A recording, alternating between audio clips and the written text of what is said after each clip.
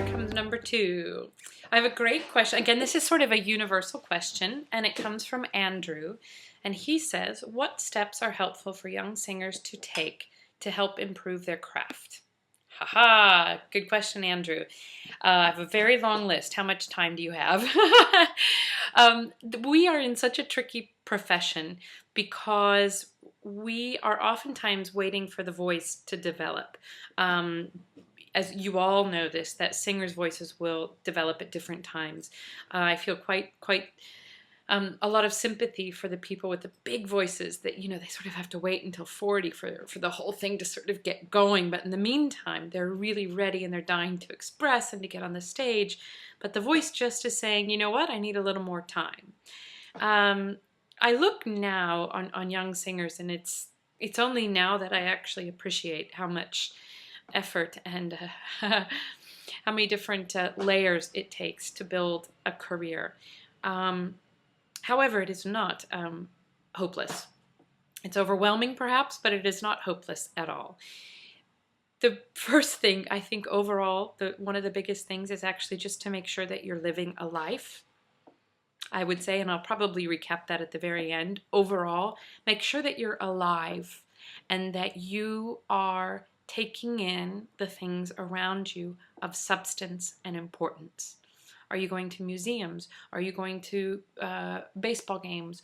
Are you eating at restaurants? Are you learning about cheese and wine? Are you learning what makes men different from women and what makes older people different from young people? And why do young people act that way? Are you reading? Are you reading? These are the elements of life that will construct the operas that you're dreaming about singing.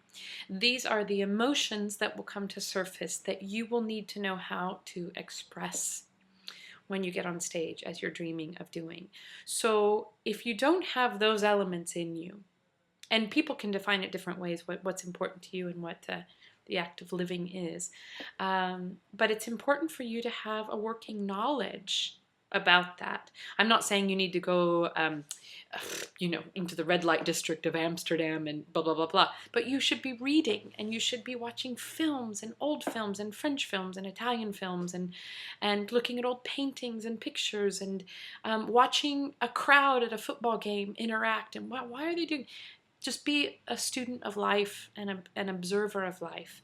Because unless you have something in you that is a working foundation about what you can bring to the stage, chances are what you have to say will be less interesting than some other singers.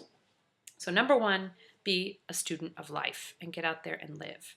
Now, technical nitty-gritty things beyond that. The longer I do this, the more convinced I am that one of the most important foundations for an opera singer or a recital singer is language. And that is absolutely something that does not require your voice to be fully developed or to have a full command of your technique. Get out there and learn Italian, learn French, learn German, learn Czech, learn Russian. I say that, I mean, I speak now Italian and French okay, and I still need to learn German. But this is the goal. We're talking about setting the goal. So get your languages, and any opportunity that you have to actually get over there to those countries and have to stumble and make a million mistakes and get yourself out of situations with their language, it's very important. Learning Italian in a classroom is very different than sitting on a piazza, spending €3 for a cup of coffee, watching people, smelling the smells, hearing the fights, hearing the seductions, all this thing about life. It's where the language will start to come alive. And once you have that, your instrument of the text will actually come to life and you'll be able to play with it. So language is something, if you have the least bit of interest, you're 16, 17, 21, you're interested in opera, start learning your languages, period. If you have any kind of working knowledge of an instrument, piano is a great thing. It will save you so much money in coaching down the way. Oh my goodness. If you can play your own notes and figure out your own part, you'll save so much money on coachings down the road.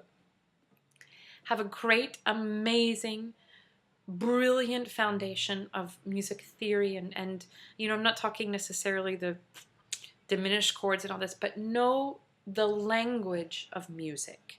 This is your tool, it's your instrument. So be the best musician that you can be. And you get that not only by studying it, but listen to jazz, listen to Ella Fitzgerald, listen to chamber music, listen to symphonies, go and hear it live. Go to a rock concert and see, why does that music appeal to people? What does that have to say? So be a real student of music. Then I think that the spinal column of all of that from a technical standpoint is learn your technique. My goal, which took me a long time to accomplish, and I am still working on it, make no mistake about it, is that I wanted a technique that enabled me to express anything that I wanted to express as an artist, as an actress, as a musician. For a long time, I was the slave of this. I wanted to sing piano, but I couldn't, so I had to sing forte.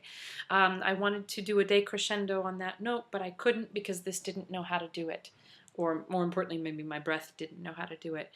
So I set it a goal to try and become a real master of my technique. You know, how can you be an architect if you don't know how to draw a faultless blueprint? And to actually really draw it, not just let a computer do the work for you. We have to have absolute command of our technique. So that's a long, slow process, and there's a lot of things to build up slowly over that. But that is that technique that is bankable, that is solid, that is proficient, that is constantly growing and evolving in the right direction, is going to enable you to say all those things about life that you've been discovering along the way. One thing I wish I would have done along the way is to take dance. I really wish I had done that. You know, occasionally you get a dance class or a movement class in a conservatory, or I think AVA, we did a couple dance classes. But I mean seriously, to learn how to get mastery over my body to a certain extent. You know, how to move, keeping it very flexible, but so that it can actually respond like my technique, like I wanted to do with my technique, to have my body be able to do anything that I ask it to do on the stage for expressive capability.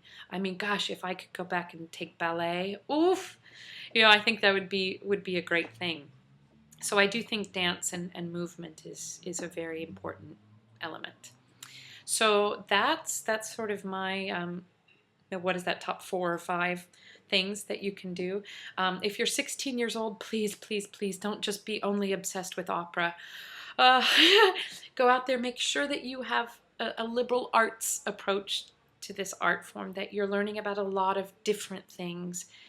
Because there is more to life than opera, and even if you want to be an opera singer, all these different elements that you can learn and incorporate will make you a better performer and artist. At least that's my very humble opinion. And it's, people will find different proportions of all of that. You have to find what speaks to you.